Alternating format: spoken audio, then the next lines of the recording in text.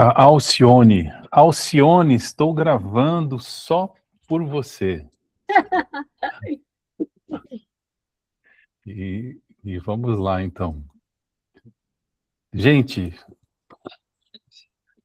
assisti pela, sei lá, muitas vezes, né?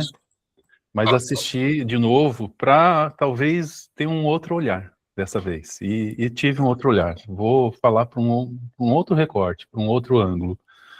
Aí eu fui dando print, fui jogando aqui no Google apresentações, e aí fui colocando uns significantes assim, e eu vou por aí, tá? Eu quero começar dessa vez por esse senhor aí, né? O Renoir. Então, o Renoir era impressionista, né? Então, as pinturas dele eram assim, ele pintava muito do lado de fora. Tá interessante. Ele pintava a vida que acontecia do lado de fora, né? E era assim, tinha muita vida mesmo, muito colorido, né? Aí tem a... Eu não sei se vocês conseguem ver que essa moça aí, ela tá olhando para o pintor, talvez, né? Ela tá olhando para alguém. Então, isso aqui é uma pintura, a gente vai ver outras aqui. Eu só queria dizer que esse lago aí, provavelmente o Renoir pintou aí, pegou um barco, foi mais adiante esse é um lugar que você vai lá para uma cidade que fica a 14 quilômetros de Paris, que eu sempre esqueço o nome, mas lá tem um lugar aonde ele vai pintar também, alguns colegas que estão lá, tem os barqueiros, tem filósofos, poetas lá, e aí ele vai pintar eles. Olha só, né? Sempre pintando sobre a vida do lado de fora. Olha, na cidade. Veja como tem o impressionismo mostra a expressão das pessoas, e eu reparei o quanto todo mundo está olhando para alguém com desejo, né? Olha como rola isso. Olha só.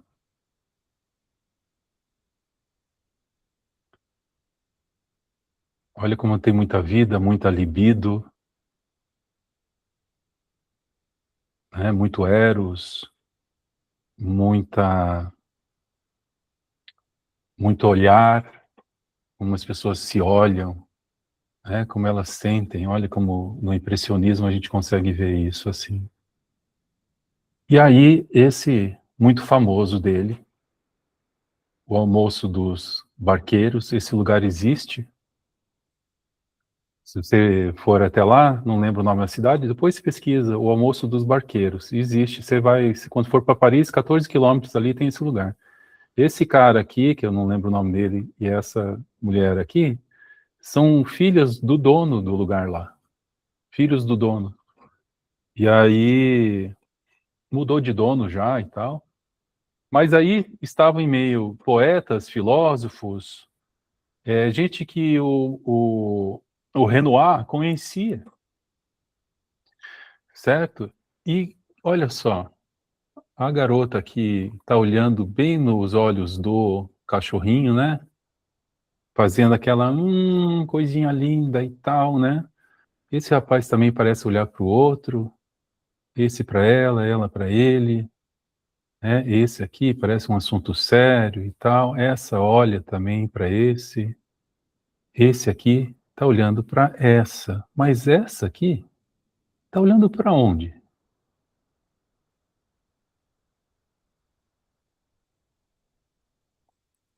Para onde ela olha? Parece que não olha para lugar nenhum. E é interessante como ela põe o copo na frente do rosto, não dá para saber se ela está bebendo vinho ou água, né? Olha lá, é um olhar. Que olhar é esse? É isso que me pegou dessa vez. Perdido em pensamentos. É, pois é. Olha só, olha só. Olha aí. E de novo. Vários closes Mas aqui. tem uma interessante a fotografia, a referência, né? Mas tem uma coisa do olhar que no quadro não tem, né? De uma expressão ausente.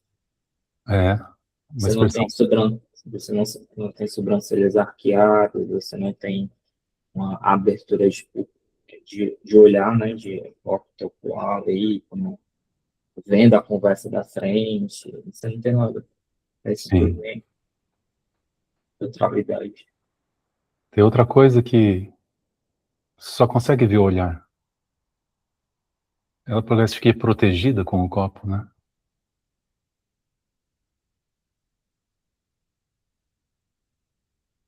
Bom, aí pôs uns pontos aqui e queria articular. Então, a Amélie Poulain, em suas diversas cenas aí, close,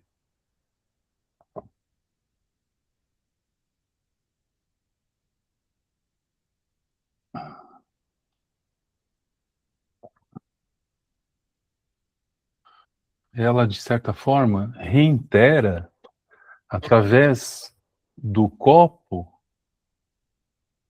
o olhar de isolamento e vigilância da menina lá de Renoir. Nos closes aqui, o copo atua não como um recipiente, mas como um dispositivo de enquadramento que esconde a expressão, né? Esconde talvez um beijo, esconde um sorriso. Então, o destaque são os seus olhos em um foco obsessivo. É uma espécie de mediação que ela precisa para olhar sem ser vencida pelo olhar do outro. Morre de medo do olhar do outro, mas ao mesmo tempo o deseja. O olhar obsessivo dela, isolado no copo, é assim uma espécie de defesa que ela ergue, ou que ergueu, contra o mundo. Então, o filme não é sobre bondade, é sobre defesa contra a solidão. Amélie é uma arquiteta de fantasias que usa o outro para não ter que lidar com o próprio desejo. Quando eu assisti o Fabuloso Destino de Amélie Poulain, a primeira coisa que me atravessou foi uma espécie de feitiço estético. É tudo tão assim milimetricamente construído, as cores verdes e vermelhas, a luz quente de Paris, a música sanfonada, né? Então foi fácil eu cair numa armadilha de achar que eu estava diante de uma fábula sobre a bondade. Mas se a gente desligar um pouco o encanto visual e aplicar assim uma escuta clínica selvagem sobre essa personagem, o que emerge é algo muito mais complexo, às vezes até doloroso. Então, eu acho que nós podemos olhar a Amélie, reitero, né? em uma psicanálise selvagem, ou silvestre, depende da tradução, nós podemos olhar a Amélie com o que a psicanálise chama de clínica do vazio. A Amélie não nasce naquela Paris colorida. Ela nasce num ambiente de privação absoluta, sensorial e afetiva. Se vocês lembrarem da infância dela, o único contato físico que ela tinha com o pai era através do estetoscópio. O coração dela disparava não por doença, mas pela fome de toque, de reconhecimento, de olhar, né? E o pai, incapaz de ler esse desejo, diagnostica ela com doença e isola ela. Ali naquele isolamento, a Amélie sofre uma espécie de morte simbólica precoce. Ela é privada do mundo. E quando a mãe morre de forma assim tão absurda e traumática, o que resta para essa criança é o refúgio na fantasia. Então isso nos leva a um estado que podemos chamar de suspensão existencial. A Amélie adulta, que a gente conhece lá no café do Dedan Moulin, né, de dois moinhos, é a mulher que vive em espera. Ela está fisicamente lá presente, mas psiquicamente ela está ausente da própria vida. Então, ela observa o mundo como se houvesse uma parede de vidro, né? Uma parede de vidro, claro, invisível, né? Ela é como se ela estivesse num aquário, né? Uma parede entre ela e os outros. Então, na psicanálise, a gente discute muito como o sujeito se constitui através do desejo. Mas o desejo é perigoso. Porque desejar algo é admitir que nos falta algo. É se colocar em risco. E a Amélie tem pavor desse risco. Então, o que que ela faz? Ela desenvolve um mecanismo de defesa brilhante, né? Ela passa a viver o desejo dos outros. Quando ela encontra aquela caixinha de lembranças ali atrás do rodapé, ela não está apenas fazendo uma boa ação. Ela está iniciando um jogo de onipotência infantil. Então, ao se tornar um anjo, né, uma fada madrinha anônima, ela se posiciona como um objeto que vai completar a falta do outro. Ela devolve a infância para o dono da caixa. Ela cria um romance para aquela colega hipocondríaca. Ela vinga o funcionário do quitandeiro. Né?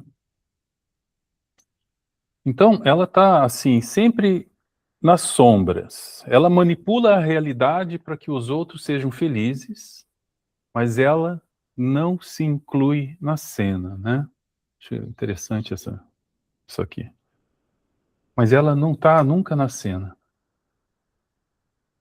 Mas ela transforma a realidade para os outros, né? Para a felicidade dos outros. Então ela se coloca como uma espécie de pequeno Deus que orquestra a vida alheia, para não ter que lidar com o caos da sua própria subjetividade. É muito mais fácil consertar o mundo do que enfrentar o vazio que o pai e a mãe deixaram. Né? E aqui, então, entra um conceito que eu não quero me aprofundar nisso, não é o caso hoje, mas que é o conceito do olhar lacaniano. O filme, dá para dizer que é essencialmente sobre o olhar. Como eu estou construindo desde o começo aqui. A Amélie, ela se constitui como uma voyeur. Não no sentido comum, é óbvio, né? Uma voyeur no sentido psicanalítico. Né? Uma voyeur não por prazer simples, mas por uma necessidade de controle. No momento que ela detém o olhar, seja através de binóculos, de lentes, ou da própria pintura do Renoir, né, que eu vejo assim como um espelho dela, no momento em que ela detém o olhar, ela detém o poder. Né? No momento em que ela é vista, ela desaba, não? A Amélie é uma voyeur. Ela sente prazer em olhar sem ser vista. Ela usa binóculos, ela espia pela janela, ela vai ao cinema para olhar as pessoas e não a tela. Né? E por que isso? Porque o olhar é o único vínculo que ela consegue sustentar sem ser invadida. No momento em que ela olha, ela detém o poder. No momento em que ela é olhada, ela se sente toda desestruturada.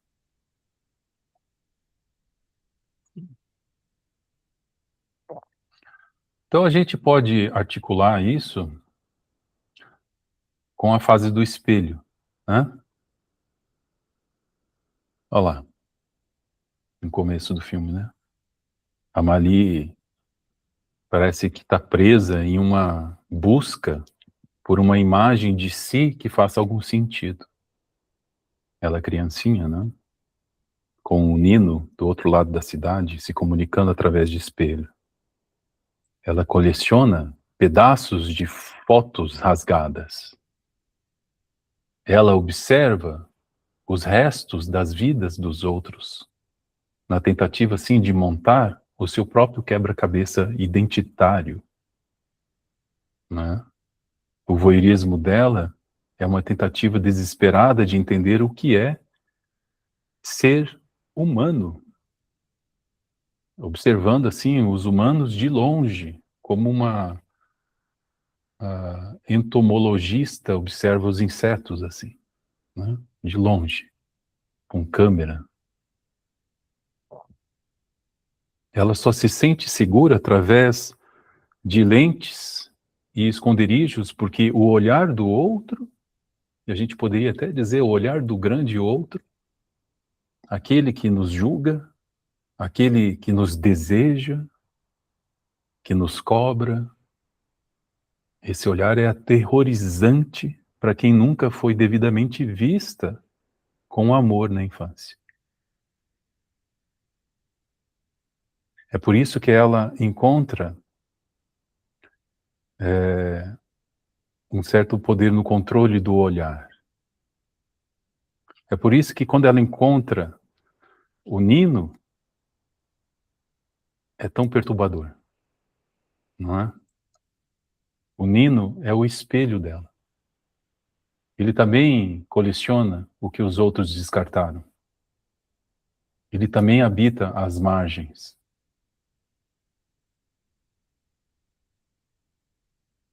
Quando eles começam aquele jogo no parque, né, aquele jogo de gato e rato pelas ruas lá de Paris, O que a gente está vendo é uma transição de uma estrutura obsessiva para uma possibilidade de um encontro real. Só que o Nino não aceita ser apenas mais um projeto da Amélie, não é? Ele começa a olhar de volta. E quando ele olha de volta, aquela barreira de vidro começa a trincar, né? Então eu fico pensando no quanto a nossa sociedade atual se parece com a Amélie, né? Apesar do filme já ter 25 anos. A gente vive assim nessa busca de microprazeres sensoriais, né? Aquele estalar das sementes, o som da colher no crème brûlée, né? Assim, como se essas pequenas sensações pudessem substituir a angústia de estar vivo. A gente se isola em nossas telas. A gente participa de muitos encontros online e não abrimos o olho da câmera para que os outros nos vejam, né? Quando abrimos, colocamos filtro, né? Nas redes sociais, observamos a vida alheia, assim, agindo como diretores da felicidade dos outros, mas morrendo de medo de abrir a porta para um encontro real, né? Porque um encontro real, a gente não consegue controlar o que vai acontecer. Então, o grande, fabuloso destino da Amélie não é encontrar o amor, é atravessar o fantasma. O fantasma dela é a ideia de que ela só está segura se estiver escondida. Então, o final do filme, quando ela finalmente abre a porta e deixa o Nino entrar, é o momento em que ela desiste da sua onipotência, do controle. Ela aceita ser apenas uma mulher vulnerável, né? Uma mulher exposta ao desejo do outro. Então ela para de ser o objeto que observa e conserta para se tornar o sujeito que deseja e que é desejada. Então ela sai da clínica do vazio. Ela sai daquela Paris de brinquedo, onde ela controlava tudo lá, para entrar na vida como ela é, caótica, imprevista, né? Só que finalmente uma vida real. Então, no fim das contas, a psicanálise, de alguma forma, nos fala que a gente só começa a viver por si, não em si, né? Diferente. Só começa a viver por si quando aceita que não pode controlar o olhar do outro sobre nós. E a Amélie, depois de muita resistência e muita fantasia, finalmente aceita o risco de ser vista.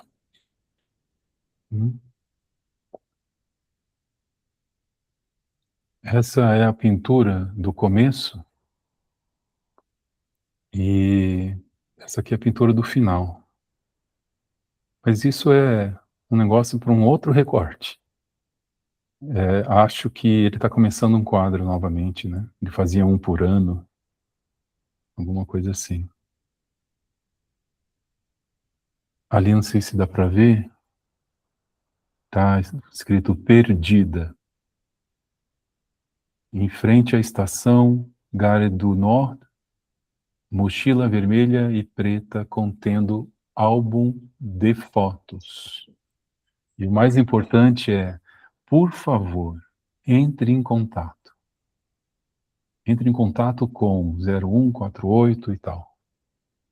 Eu acho que a pintura, essa pintura simbólica da menina e do urso, reflete a própria defesa da Amélie. que anda assim no mundo da fantasia com as suas forças primitivas, protetoras, para evitar o contato com o vazio. Só que o bilhete, com o seu pedido de contato, interrompe essa fantasia, né? Ele representa o primeiro risco do encontro, que vai forçar a passagem daquela mediação, o olhar, para a ação.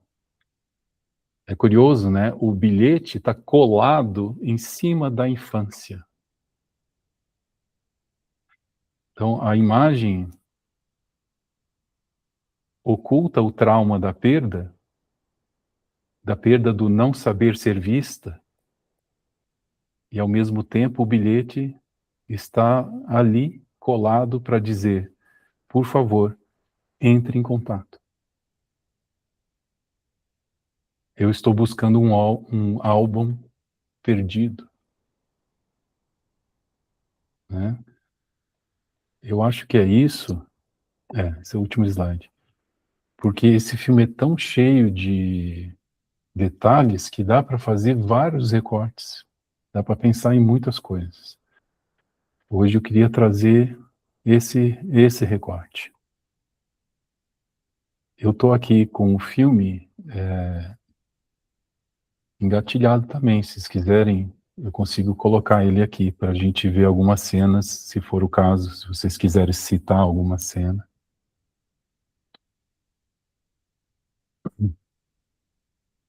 E aí, gente? Não sei se vocês tinham visto por esse ângulo. Nossa, a carinha de vocês.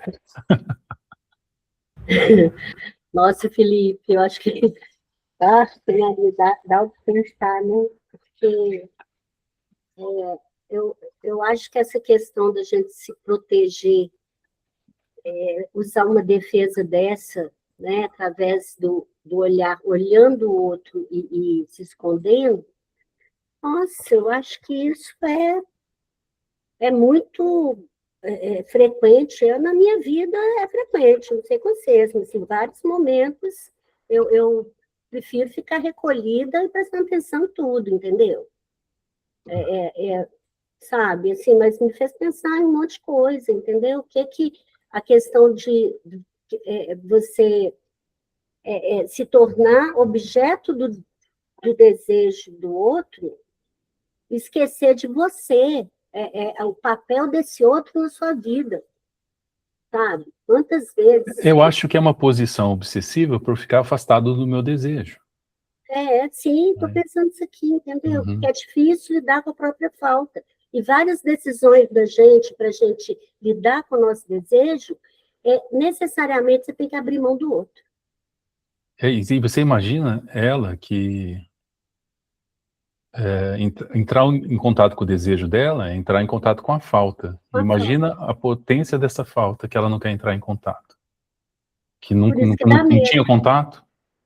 Só o estetoscópio ali já, meu Deus do céu, era né? O que é um estranhamento do contato deve ser assim. Você via, ela transava, eventualmente ela transava com alguns homens. Mas você vê a expressão dela, ela não, o negócio dela estava na sublimação, né? Mas assim, não é o contato físico que eu estou falando, entendeu? Sim. É o contato o olhar, né? Esse é o contato mais profundo, né? Que faltou, né? Ela não teve, mas que desejava. Felipe, Uhum. esse filme sempre foi considerado um filme para mulheres. Eu sempre ouvi isso, que era um filme de mulherzinha. E conheci pessoas também muito sensíveis que até gostaram, mas o tanto de detalhes, o tanto de coisa que tem para prestar atenção, fizeram as pessoas comentarem, não gostei muito. Eu acho que até para quem não estuda psicanálise, não entende nada de psicanálise, esse aborrecimento dela com ela mesma fica tão nítido, ela na cama falando, repetindo a frase do senhor pintor, de Fayette. Ela nunca soube estabelecer uma conexão com os outros. Então, isso fica muito claro que as pessoas, elas podem não gostar do filme justamente pela profundidade dele, pelo tanto de coisa que vai trazer à tona, tudo aquilo que a pessoa vai sentir, tem um medo de sentir mesmo, os detalhes. Né? Por exemplo, é um filme que minha irmã não assistiria, tendo um filho autista, por causa do Lucien, o rapaz da mercearia. Então, não assistiria, ou então pararia nessa parte. Eu acho que tem esses muitos detalhes que tem, acho que pode ver só em muita gente. Acho que é isso. Eu acho, Monique, isso aí, essa resistência de muitas pessoas é porque justamente toca em partes, em particularidades de cada um, entendeu? Né? E aí incomoda. E se assistir esse filme na superficialidade, não vai entender. Sabe? Porque é possível entrar numa de assistir superficialmente. Ela é uma menina muito bacana, muito boazinha, uma fadinha, e parará, e por aí, né? E não se trata disso, né? E eu acho que toca muito essas coisas, não sei. Na época que eu vou assistir novamente, mas eu lembro que foi maravilhoso, assim, eu curti do início ao fim, mas eu já não estava na pegada da superficialidade, entendeu? Porque são temas sensíveis, né? Mexe.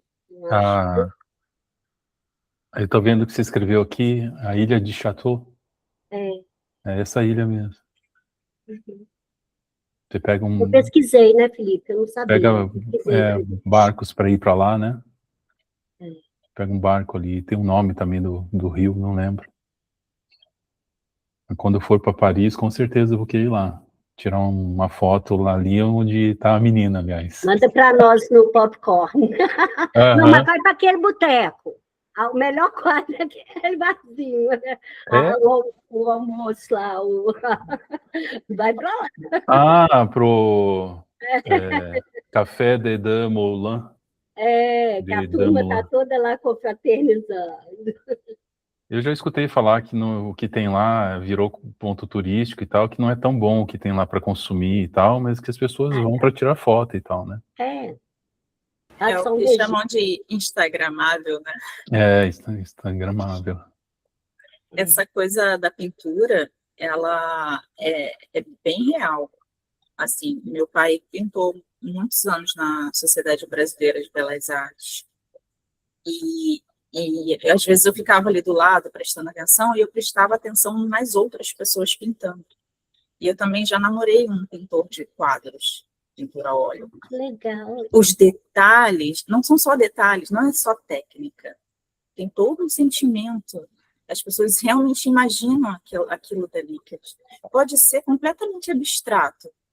Mas, por exemplo, eu mandei um vídeo para o Felipe esses dias, o vídeo daquela mulher toda fantasiada. Era uma mulher toda fantasiada, andando na rua, e as pessoas olhavam feio para ela, ela tirava uma foto. Ela tirou várias e revelou as fotos. E todas as pessoas tinham caras diferentes, fantasias diferentes, mas assim, olhando para ela estranho. Pode ser que todos tenham o mesmo, pode ser só o olhar dela, mas um olhar de cada um, pode ser daquele jeito mesmo. Olha o vídeo lá no popcorn pra gente. Coloco, sim, é muito legal. Foi lá. Eu vi que assim, né, todo mundo olhava para ela e achava ela estranha, porque ela tinha umas roupas estranhas. Ela fazia as próprias roupas e eram estranhas. E as pessoas olhavam para ela e achavam ela estranha. Só que todo mundo que olhava para ela com estranheza, ela tirava uma máquina fotográfica, tipo a Amélie, e apontava e tirava foto dessa pessoa, dessa expressão da pessoa, assim, estranhando ela. E quando ela revela as fotos de todas essas pessoas, estão lá essas pessoas com uma expressão estranha na hora que ela tirou a foto, só que elas não estão vestindo como elas estavam vestidas, elas estão vestidas estranhas também. Assim, eu entendi que é como ela vê o mundo. E como o mundo a vê também, né? Porque as pessoas veem no outro o que tem ali nelas, né? Só dá uma floreada, ou então... Sim, sim. O que a gente estranha no outro é o que a gente é o estranho a gente, é o estranho em nós, ou não reconhecimento daquilo? O que é ser o estranho, né? O que é esse negócio do estranho? Aí tem aquele texto, né? A gente podia até O dar uma infamiliar. estudada nele, né? O infamiliar. Então, você sabe que tem coisa que a gente estranha, mas tem coisa que a gente estranha, mas é familiar, né? Aí tem o texto que vocês estão falando, o infamiliar, que em alemão significa heimlich, porque familiar não, familiar é heimlich, e aí infamiliar é unheimlich, mas heimlich também é morada, é casa. É bem interessante essa É o palavra. que você conhece, entre aspas. Sim, exatamente. E um outro detalhe, quando ela diz que gosta de enfiar as mãos nos grãos, todo mundo tem uma coisa estranha assim, né? Você sabe que dava para fazer assim, um encontro só falando disso, assim, porque eu acho que ela tem uma pulsão, ela tem uma coisa, uma pulsão do saber, que ela parece que sempre retorna para a fase de latência, que todo mundo fala muito pouco, que é essa experiência com o mundo. Só que por via da pulsão de saber, de descobrir e tal. Tem essa impressão. Dá para ficar horas falando isso aí. Porque ela... Foi a primeira vez que eu assisti esse filme, e aí não foi uma chave, foi o chaveiro inteiro de perspectivas teóricas. E aí eu vou tentar assistir outras vezes, e à medida que for assistindo, vou vinculando alguma específica, mas a leitura que eu fiz não foi nem tanto lacaniano, mas foi muito pelo viés. Começando com a ideia da sublimação, que é muito forte, mas principalmente por um aspecto do Winnicott que ele vai trazer, ele vai reler a partir do estágio do espelho. Ele monta um texto para explicar isso com relação que o bebê vê na mãe, de como que aquele mecanismo ele vai desenvolver a partir do que ela vê. Então, não teve nada disso. Ela não teve... ela não teve um ambiente facilitador, então, quebramos a teoria do Winnicott. Ela não teve o processo das relações objetais, quebrou com a Klein. Ela se inscreve num processo sublimatório gigantesco. E eu vejo muito a clínica da fantasia do Freud nesse mecanismo dela de recorrer ao imaginário para dar de conta de tudo que ela precisa dar. Né? De como que ela vai começar no processo de sublimação, a se haver com os objetos. Porque ao passo que ela está cindida, no sentido de ela não ter sido introjetada, então o pai não foi presente, ele tocava nela a cada um mês. Uma vez por mês, ele fazia o exame nela. Então, vamos supor, 29 dias, vamos colocar todos os meses, 29 dias do mês, ela ficava ausente de contato físico, né? Não tinha. Ela precisava recorrer aos objetos externos para tentar expulsar a pulsão ali. Não tinha o afeto, né? Não recebia isso. Então, ela precisou recorrer a uma fantasia, como ela mesma disse, para poder dar de conta de tudo aquilo. O pai era um dos que ela queria salvar, né? Aquele pai asfixiado. Né? Mas é como se fosse o trauma, recorrer ao trauma original sempre. Né? Porque a sublimação é pela via artística, pela via intelectual, no sentido de não ser uma energia pulsional sexual que, no final, tenta retornar ao trauma original e dar de conta de alguma coisa ali que ficou.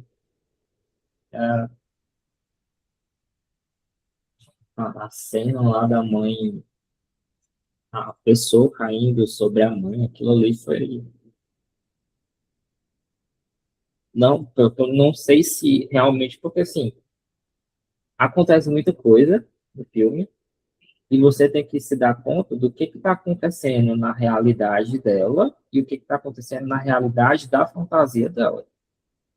Que é quando ela está em frente à TV e ela assiste a fantasia dela. Aí, com a cena da mulher caindo Isso sobre na a... infância e depois a adulta, né?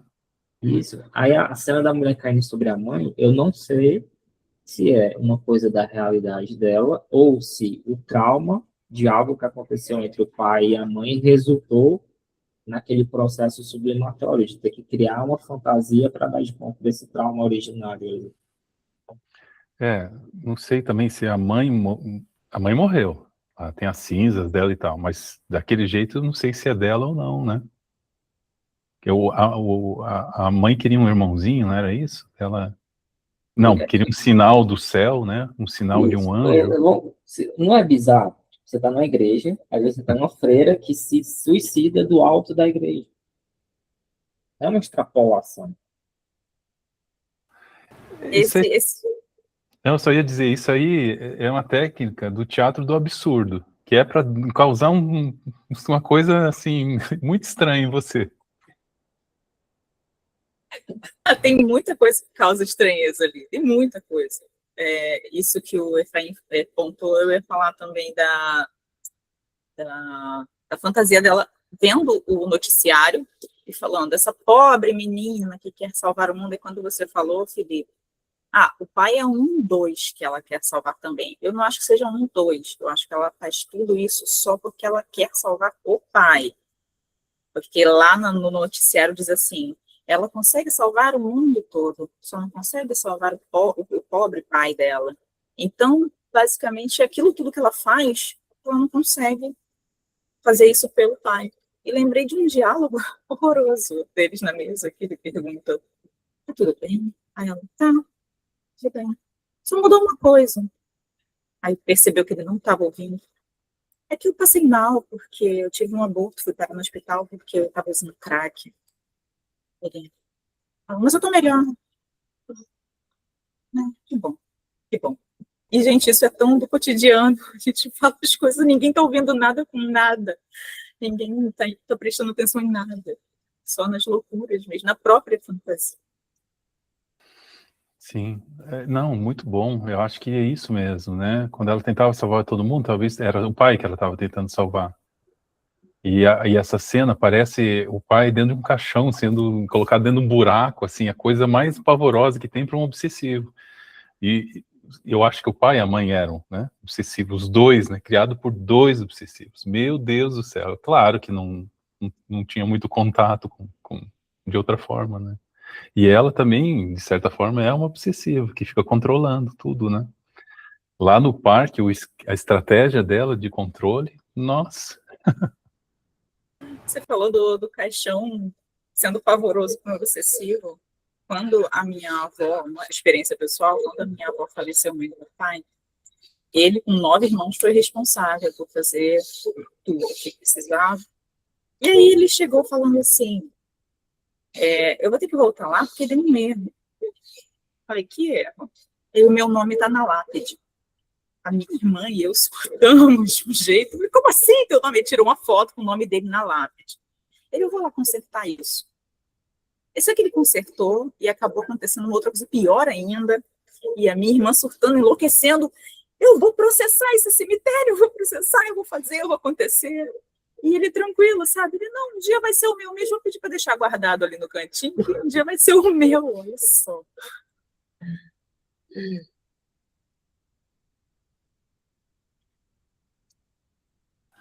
Que coisa, hein?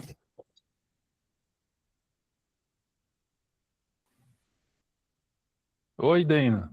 Dana. É um cai e volta, gente. Perdi tudo. Perdeu. Oh, Não, vou ter que ver o gravado. mas está gravando, está gravando. Mas, Felipe, vai botando uns trechinhos aí que tu gostaria de fazer alguma consideração, ia ser legal. Eu vou ter que sair agora às 18. Ah, Às sim. 18, hoje é de, perdão. Às Agora 17. 17. É, Eu também não tem vou poder reunião ficar muito. até às 18. Ai, mas foi ótimo ver vocês. Amei. Uhum. Tem um trecho Olha, muito interessante que ela tchau, no Rosana. processo de Tchau, obrigada. ela se identificando com a garota, aquela cena que ela está descrevendo. E você não acha que a menina com o copo na... Com o copo, não? É, porque o artista, ele acha difícil, o mais difícil é pintar essa moçazinha ao centro, né? E ela Uhum. começa a projetar o que é dela na figura da menina no quadro, e aí tem um diálogo, que esse diálogo vale um corte, que é ele voltando, né, a interpretação dele voltando para ela. Não é você que não quer saber com aquilo que é seu, na sua história, uma coisa assim. Ele faz um papel de analista ali, né? Sim, Ele faz uma coisa que a analista costuma fazer, né? De colocar para você falar de um terceiro, que não é você, né? As analistas fazem isso. O sujeito está chorando, mas não quer falar pelo que está chorando. E o analista pergunta, né? A analista pergunta se essas lágrimas falassem, o que que elas diriam? Aí eu vou falar o que que as lágrimas diriam, e aí eu consigo falar. Né? Ele tem essa coisa ali de uma coisa de analista interessante.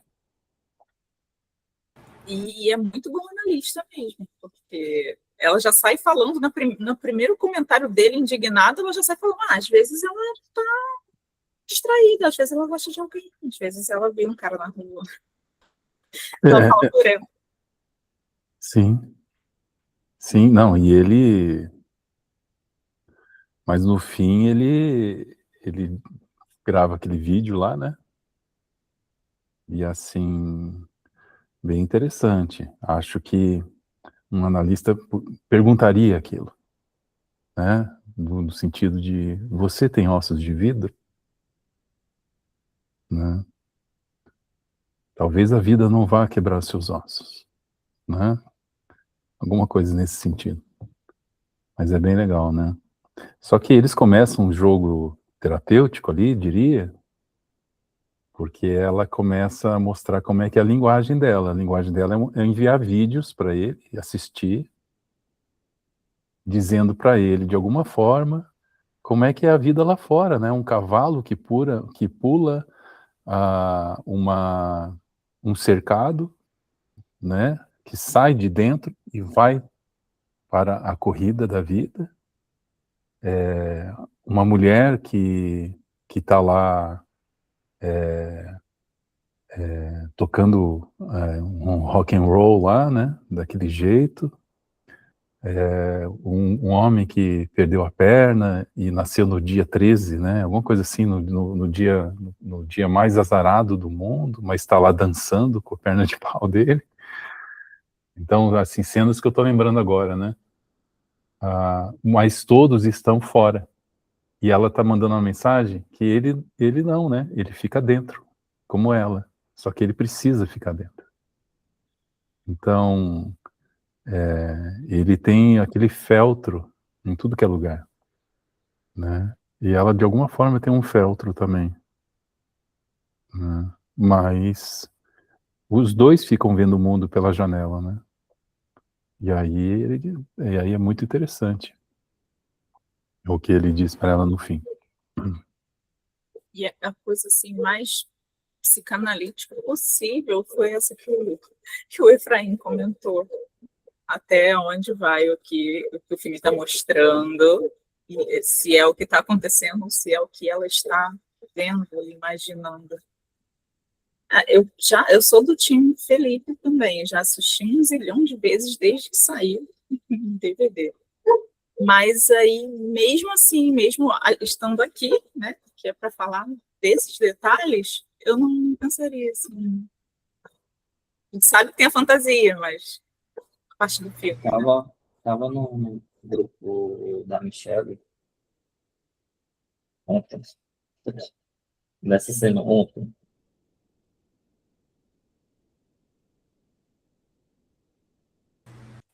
Assim? Agora sim. Você Tá. estava no grupo da Michelle ontem? Ontem. Aí a gente está estudando a tópica do imaginário do seminário 1.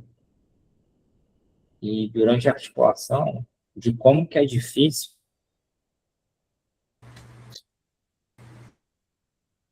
conectou com esse recorte que é a dificuldade do analista de reconhecer a troca, eu vou colocar a troca dos registros do imaginário para o real. Ela, vamos pensar, ela não transita tanto no simbólico, porque o imaginário dela foi o que ela teve que saber na fantasia, mas para a gente vendo de fora, essa mudança brusca dos registros dela é algo tempo. Uma hora ela está no imaginário e, simultaneamente, parte da fantasia se recobra no real, de algo que a gente, didaticamente, precisa. Ah, agora ela está assim, não, agora ela está desse outro modo. E é muito complicado.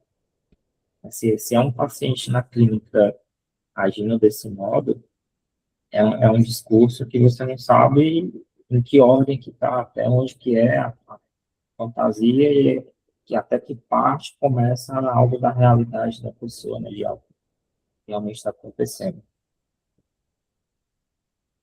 E esse trânsito também, né? Imaginário, real. E o simbólico, imaginário real. Pula para lá, pula para cá. É meio confuso. Sim.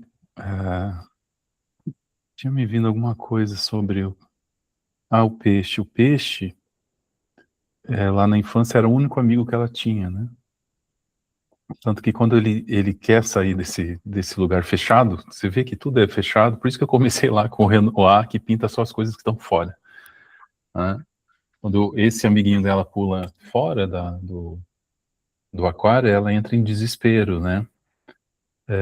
É o único amigo que ela tem, e ela tem uma identificação com ele, claro, e muito forte. E aí, de novo, aquela coisa que eu bato aqui em todo encontro, aonde que aparece ela e ele juntos, né, na mesma imagem, numa ponte, né, numa ponte. E é muito interessante como essa separação, né, dela e dele, o peixinho volta e fica olhando para ela, até a água começar a borrar, né. Na interpretação do sonho, você vê, é muito rico, é muito cheio de coisa.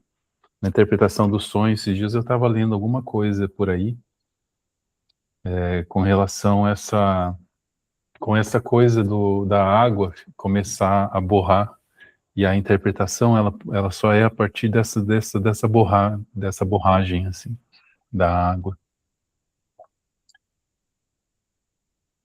E Mas, tem um caráter muito. Quando eu vejo a questão do peixe, da mãe destruindo, eu vejo muito como um objeto transicional que a mãe deu um fim. Né? Que sim, era o que ela tinha como depositário de pulsão naquele momento, de identificação, de poder fantasiar com ele, e ela rompe com aquilo. E aí, quando você vai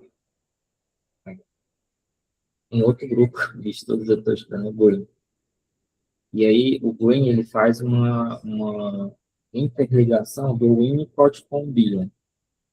O Bion sendo responsável pelos processos internos e o Winnicott dando de conta desses processos externos.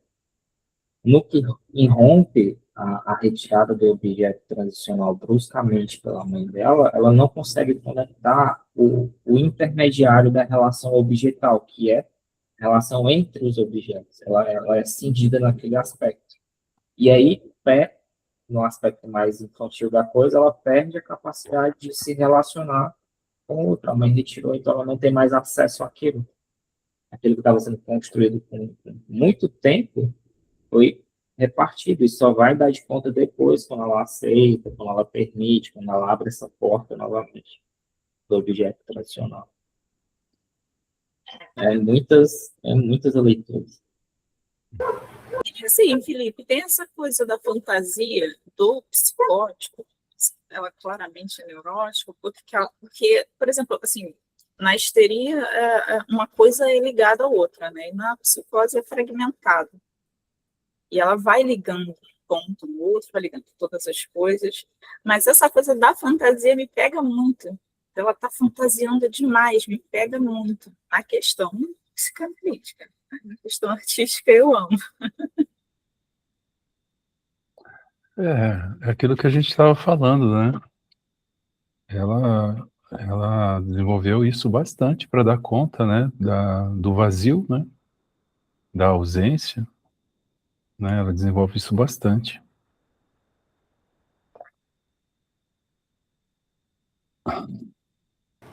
Essa do peixinho, meu sobrinho tem um peixinho chamado Caju, o mais velho que é autista. E o pequenininho vive tentando tirar ele de dentro do aquário, porque um é muito quietinho e o outro é muito bagunceiro. Uhum. E aí o mais velho falou para mim, o Luca tá sempre querendo tirar o meu peixe dali, ele quer saber como é que ele vive dali do lado de fora. Não, ele não vive. Tadinho do Caju. Uhum. E aí, gente? É isso? Você vê quanta coisa dá para dizer, né? Nossa, dá para viajar ali, hein? E em várias escolas também, né? Isso porque falamos da Amélie. E os personagens, né? Por exemplo, Cada um dá para Luciano, dizer, tem uma história, né? o Luciano Não se pose só de uma fase do desenvolvimento psicossexual. Aham. Que muito bom. coisa, que coisa. E foi numa época, ganhou o Oscar de melhor filme estrangeiro, né? Mas foi em uma outra época. O Oscar é muito político, né? Mas, nossa, nem comparação. Muito, muito bem feito, muito bem tudo, né? Pensado e tudo mais. Construído. Aqui no DVD tá 5 indicações ao Oscar, ou seja, não tinha 5 indicações ao Oscar em 2002. Uhum. Ele chegou a ganhar o Oscar, eu não acompanhei. Melhor filme estrangeiro. Só a indicação. Hoje não tá muito assim, essa coisa de filme estrangeiro, assim. Ainda acho que é um jogo deles ali. Porque tudo que não é estadunidense, na verdade, é estrangeiro. Mas é um jogo geopolítico, eu acho. Ele quando ganhou aquele Parasita lá, sul-americano, foi bem numa transição geopolítica com a sul-americano, eu falei sul-coreano. O sul-coreano. Sul-coreano, Foi bem numa transição política sul-coreana ali com eles. Agora, também a coisa do filme brasileiro também, né? Do filme nacional. Ali. Wagner. Você vê, também tem uma coisa do Wagner lá, naquele filme em que ele faz que ele entra lá na Casa Branca, se não me engano, junto de uma policial e tal, eles entram lá e tá um conflito entre as polícias e tudo mais. Aí pega um cara que fez o Pablo Escobar para pôr ali lá dentro e dizer o que... Bom, isso é outra coisa. Mas é bem político. Não tem como não ser também, né? Não tem como.